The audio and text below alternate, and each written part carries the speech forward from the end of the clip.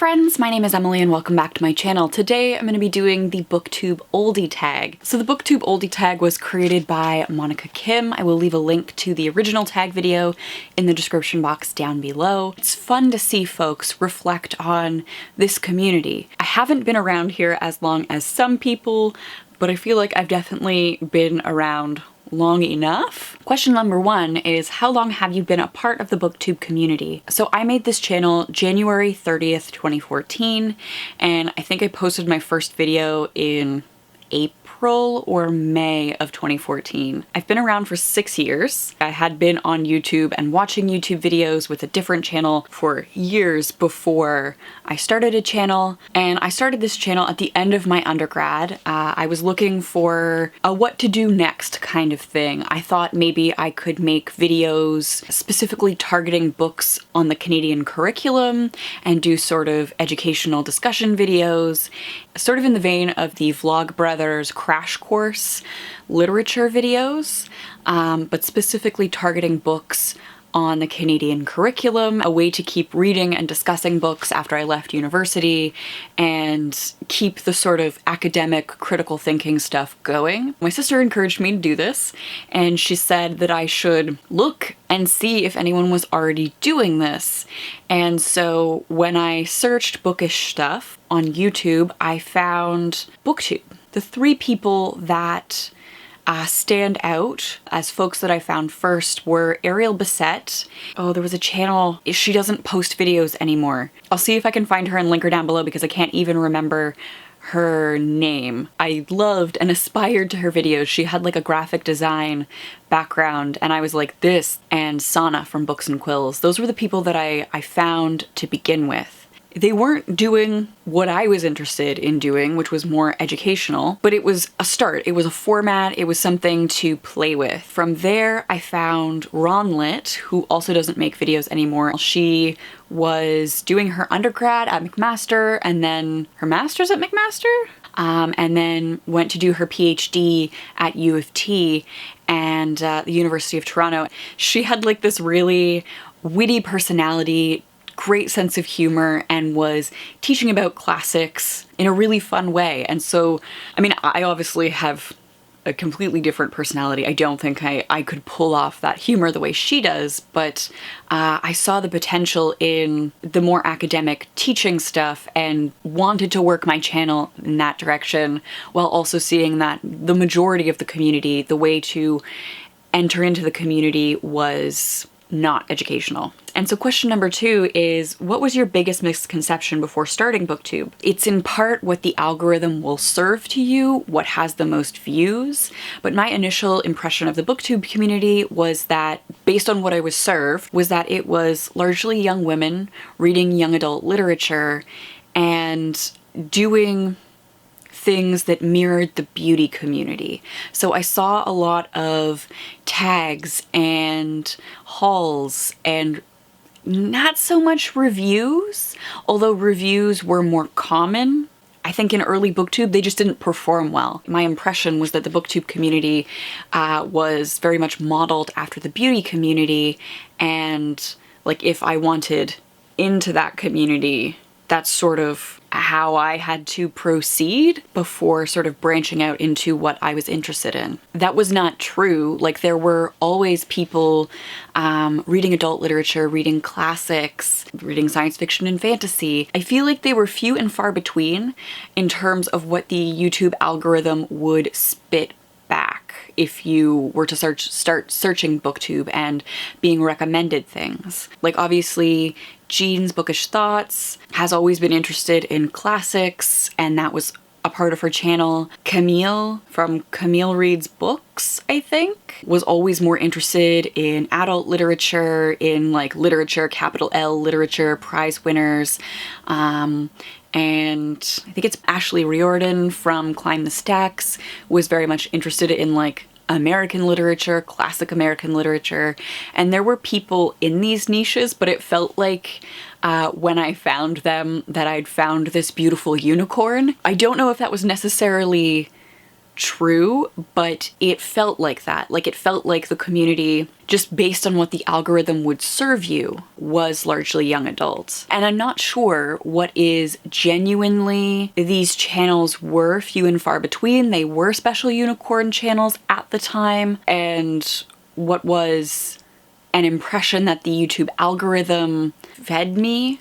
So it's hard to say, but it feeds nicely into question number 3, which is, how do you think that BookTube has changed since I first started? I think we see more of those niches, those subgenres have larger communities in them. Like, you can find whole groups of folks doing classics, whole groups of folks doing American literature, groups doing horror literature, fantasy literature, sci-fi, romance. There's a whole romance niche, right? Like, I think that those special unicorn channels that felt very unicorny to me before now have really clear subgenres around them. And I think the YA focus is less, or at least the YouTube algorithm has gotten better at serving me things that are not entirely YA. The other thing is that a lot of those people who I found 6 years ago when they were 17, like they were actually teens, they were the target market, they're adults now. They're 6 years older. Their reading tastes have changed and developed. I think one of the first people that I found on BookTube was Ariel Bissett, and I can remember like stumbling across her Sense and Sensibility video. I was reading Sense and Sensibility in my final year of university, and I was looking for reviews on Sense and Sensibility to see what other people thought about it, and I found Ariel Bissett. I mean, at the time, yes, she had read Sense and Sensibility, but she also was reading a lot of YA. If you look at her channel now, you can see that she's grown and changed as a reader, and her focus isn't entirely YA anymore. The other thing that I feel like has changed is the diversity of booktuber.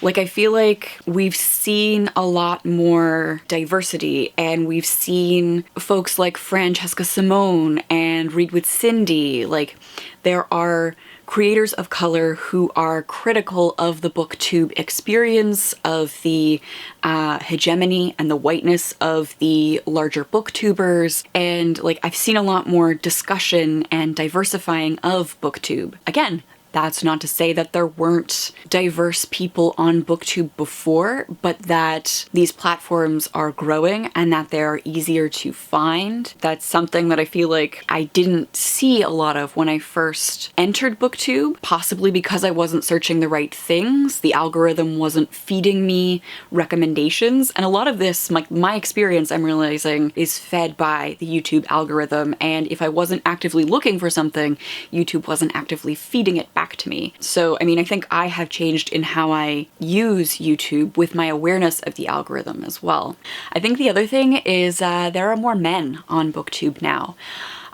When I first started, I think there were like 2-3 men making videos. I have no idea if they still make videos, but I know at the time, like, men were, again, super special unicorns, and if a reasonably attractive man started a channel, you'd watch his channel blow up in like a month. He'd go from having like no subscribers to hundreds of subscribers in what felt like seconds, purely because there weren't a lot of men making BookTube videos.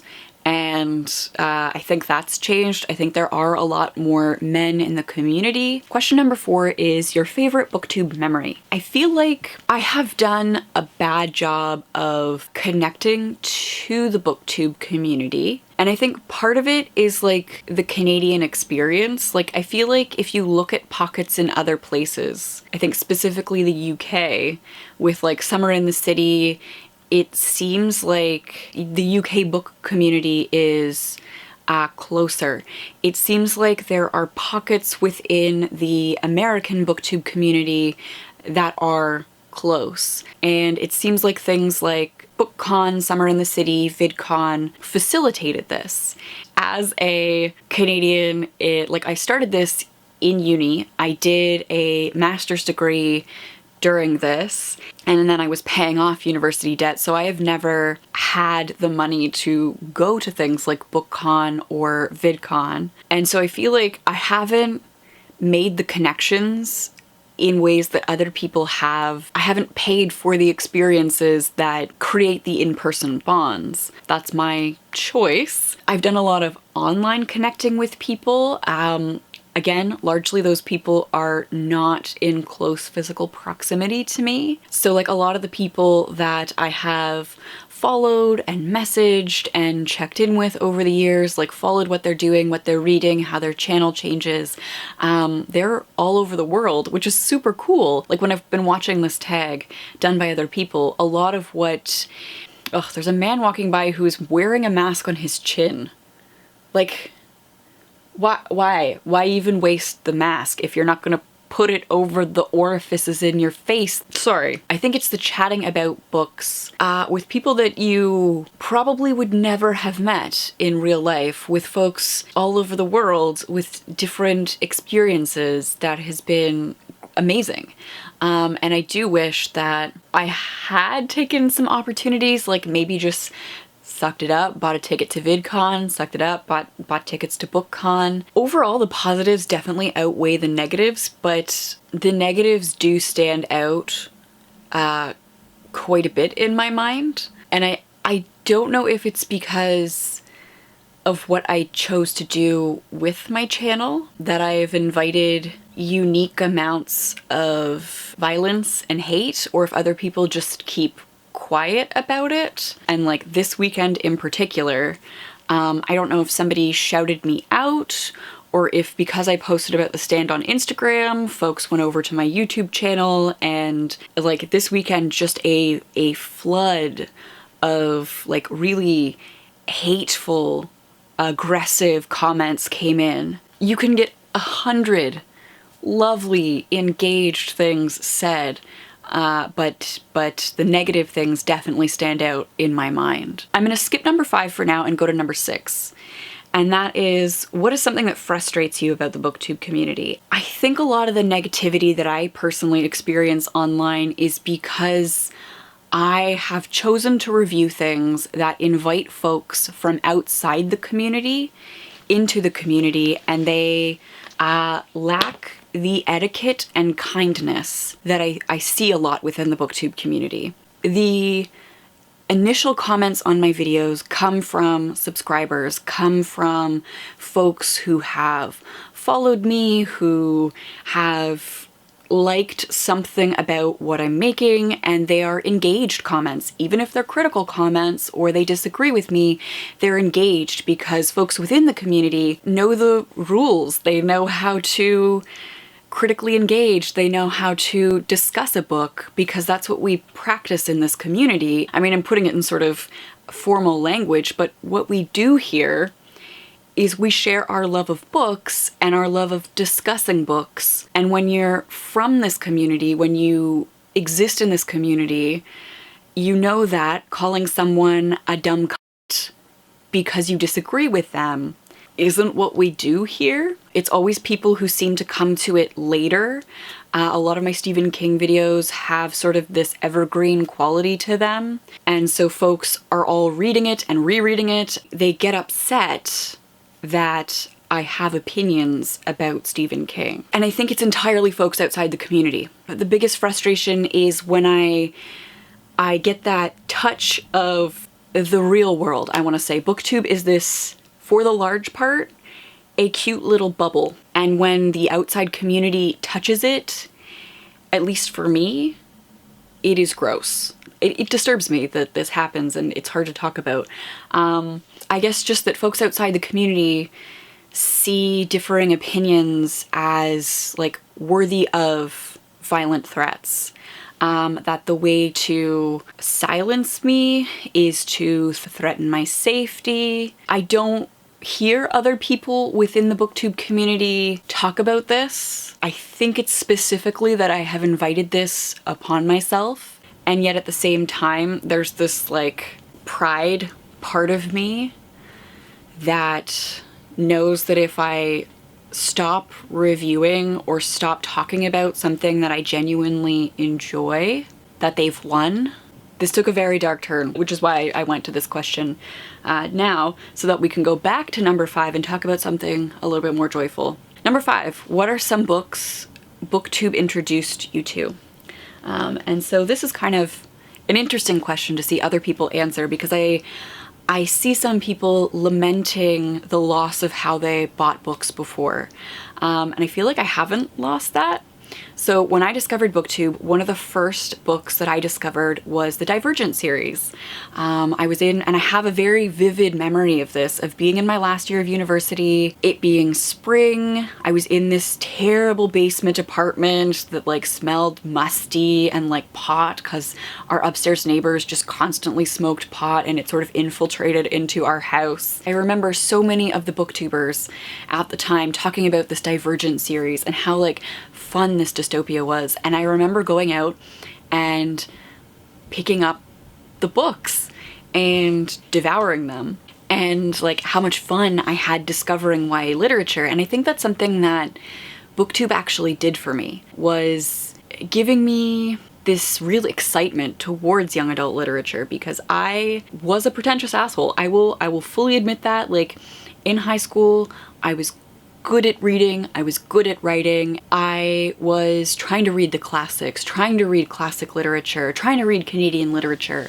And then I went and did a university degree that was like even more pretentious and assholey. That's like, hey, you know what? To be well read, to be an English major, you need to have read the canon. You need to have read every dead white guy that's ever existed up until now, and then you'll read some live white guys too.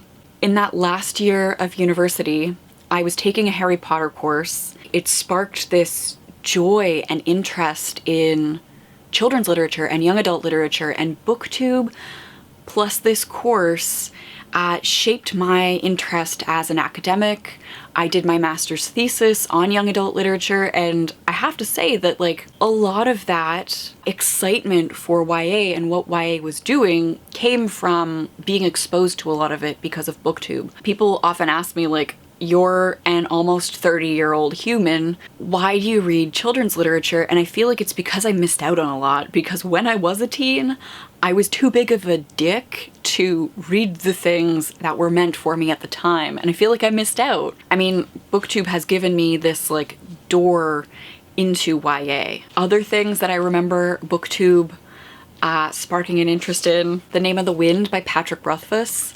Everybody and their mother was talking about The Name of the Wind by Patrick Rothfuss, and at the time I started BookTube, people were speculating that the third book in the trilogy was going to come out very soon. That was 6 years ago, and we still don't have the third book in the trilogy. I loved this, and again, because so much of my degree and my like high school reading and like assholishness around what a reader was, what an academic was a lot of like highbrow literature, prize winners, canonical shit. BookTube also invited me into a lot of this fantasy literature that I'd missed. And I mean, it's interesting that a lot of people doing this question in the tag talk about how they don't discover books in the same way. That isn't true for me. Initially, it was like high school books, high school teachers that shaped my reading. That's where I got books. And then of course in that time I was also walking around like the chapters, the Indigo, and picking up things based on what I'd read in school. Then I went into university. I had a butt ton of reading because I was doing 2 reading intensive majors. So I double majored in gender studies and in English language and literature, and I took a lot of the literature courses in the gender studies program, so like I was reading like 5 books a week. That was my reading. I took a year off, and BookTube really shaped my reading. My master's shaped my reading, and then I started working at Indigo. I've been working at Indigo since 2016. I've survived 4 Christmases at Indigo. Working at Indigo now shapes my reading more than BookTube does. So I'm part of the operations team, which means we are breaking down skids of books from the publishers. We are shelving these books, and we are pulling returns. Oftentimes now, because I never go to work to browse the way I used to, when something catches my eye, when I pull something out of a box at work, sometimes I'll find things that like I'm holding it in my hand and the cover just speaks to me, the title speaks to me, the concept is fantastic, and I'm finding books more now because of my work as a bookseller than BookTube. BookTube doesn't shape my book buying as much as it did at the beginning when I was a newbie. When it does it because I have found somebody to hand sell me something that really, really speaks to me as a human. So the last question here is number 7. What is your hope for the future of BookTube? I hope to continue to watch it grow and change and diversify. I hope to see more new voices from different places. Hope to see more discussions. I wanted to make educational content, and I mean, at the end of the day, I want to watch educational content. I love discussion videos. The sort of more educational, analysis-based videos often don't perform well. At least on my own channel, like it's a niche thing because you are spoiling and pulling something apart, right? Like it has to speak to people who have read the book and care enough about it to engage. So my hope is that as we pull farther away from like hauls and tags as like the main source of content, and as the community has shifted, that more of those analytical videos perform well and are preferred.